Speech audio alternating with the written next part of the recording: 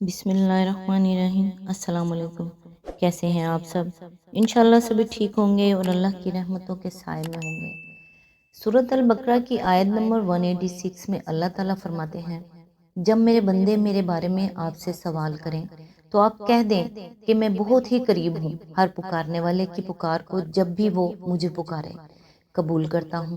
اس لیے لوگوں کو بھی چاہیے وہ میری بات مان لیا کریں اور مجھ پر ایمان رکھیں، یہی ان کی بھلائی کا باعث ہے۔ ہدایت اور اللہ کی محبت دو ایسی چیزیں ہیں جو انسان کو مانگے بغیر نہیں ملتی۔ اللہ سے رجوع کرنے میں دیر نہ کرو، ابھی بھی وقت ہے، لوٹ جاؤ اس کی جانب، وہ آج بھی تمہاری توبہ کے، تمہارے لوٹنے کے انتظار میں ہے۔ تم اس سے مانگو تو صحیح، وہ کیوں تمہیں ہدایت نہیں دے گا، وہ کیوں تمہیں اپنی محبت سے نہیں نوازے گا۔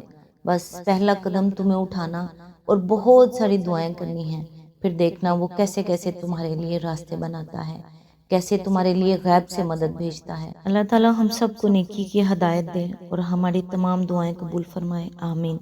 آج انشاءاللہ سورۃ المائدہ کی آیت نمبر 116 سے سٹارٹ کریں گے۔ اعوذ باللہ من الشیطان الرجیم، بسم اللہ الرحمن الرحیم۔ غرض جب یہ احسانات یاد دلا کر اللہ فرمائے گا کہ اے عیسیٰ بن مریم، کیا تو نے لوگوں سے کہا تھا کہ خدا کے سوا مجھے اور میری ماں کو بھی خدا بنا لو؟ تو وہ جواب میں عرض کرے گا، سبحان اللہ، میرا یہ کام نہ تھا کہ وہ بات کہتا جس کے کہنے کا مجھے حق نہ تھا۔ اگر میں نے ایسی بات کہی ہوتی تو آپ کو ضرور علم ہوتا۔ آپ جانتے ہیں جو کچھ میرے دل میں ہے اور میں نہیں جانتا جو کچھ آپ کے دل میں ہے۔ آپ تو ساری پوشیدہ حقیقتوں سے واقف ہیں۔ اس کی تفسیر ہے، عیسائیوں نے اللہ کے ساتھ صرف مسیح اور روح القدس ہی کو خدا بنانے پر اکتفا نہیں کیا، بلکہ مسیح کی والدہ ماجدہ حضرت مریم علیہ السلام کو بھی ایک مستقل معبود بنا ڈالا۔ حضرت مریم علیہ السلام کو الوہیت یا قدوسیت کے متعلق کوئی اشارہ تک بائبل میں موجود نہیں ہے۔ مسیح کے بعد ابتدائی 300 برس تک عیسائی دنیا اس تخیل سے بالکل ناآشنا تھی۔ تیسری صدی عیسوی کے آخری دور میں اسکندریہ کے بعد علماء دینیات نے پہلی مرتبہ حضرت مریم علیہ السلام کے لیے ام اللہ یا مادر خدا کے الفاظ استعمال کیے۔ اس کے بعد آہستہ آہستہ الوہیت، مریم کا عقیدہ اور مریم پرستی کا طریقہ عیسائیوں میں پھیلنا شروع ہوا، لیکن اول چرچ اسے باقاعدہ تسلیم کرنے کے لیے تیار نہ تھا، بلکہ مریم پرستوں کو فاسد العقیدہ قرار دیتا تھا۔ پھر جب نستوریس کے اس عقیدے پر کہ مسیح کی واحد ذات میں دو مستقل جداگانہ شخصیتیں جمع تھیں، مسیحی دنیا میں بحث و جدال کا ایک طوفان اٹھ کھڑا ہوا، تو اس کا تصفیہ کرنے کے لیے سن 431 میں شہر افسوس میں ایک کونسل منعقد ہوئی، اور اس کونسل میں پہلی مرتبہ کلیسا کی سرکاری زبان میں حضرت مریم علیہ السلام کے لیے مادر خدا کا لقب استعمال کیا گیا۔ اس کا نتیجہ یہ ہوا کہ مریم پرستی کا جو مرض اب تک کلیسا کے باہر پھیل رہا تھا، وہ اس کے بعد کلیسا کے اندر بھی تیزی کے ساتھ پھیلنے لگا، حتیٰ کہ نزول قرآن کے زمانہ تک پہنچتے پہنچتے حضرت مریم اتنی بڑی دیوی بن گئیں کہ باپ، بیٹا اور روح القدس تینوں ان کے سامنے ہیچ ہو گئے۔ ان کے مجسمے جگہ جگہ کلیساؤں میں رکھے ہوئے تھے، ان کے آگے عبادت کے جملہ مراسم ادا کیے جاتے تھے، انہی سے دعائیں مانگی جاتی تھی، وہی فریاد رس، حاجت روا، مشکل کشا اور بے قصوں کی پشتیبان تھی۔ اور ایک مسیح بندے کے لیے سب سے بڑا ذریعہ اعتماد اگر کوئی تھا تو وہ یہ تھا کہ مادر خدا کی حمایت و سرپرستی سے حاصل ہو۔ کیسر جسٹینین اپنے قانون کی تمہید میں حضرت مریم علیہ السلام کو اپنی سلطنت کا حامی و ناصر قرار دیتا ہے۔ اس کا مشہور جنرل نرسیس میدان جنگ میں حضرت مریم علیہ السلام سے ہدایت و رہنمائی طلب کرتا ہے۔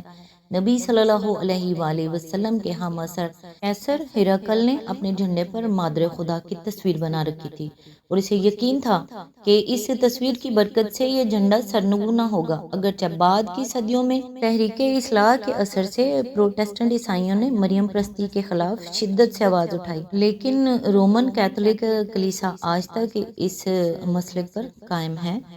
آیت نمبر 117، میں نے ان سے اس کے سوا کچھ نہیں کہا جس کا آپ نے حکم دیا تھا، یہ کہ اللہ کی بندگی کرو جو میرا رب بھی ہے اور تمہارا رب بھی۔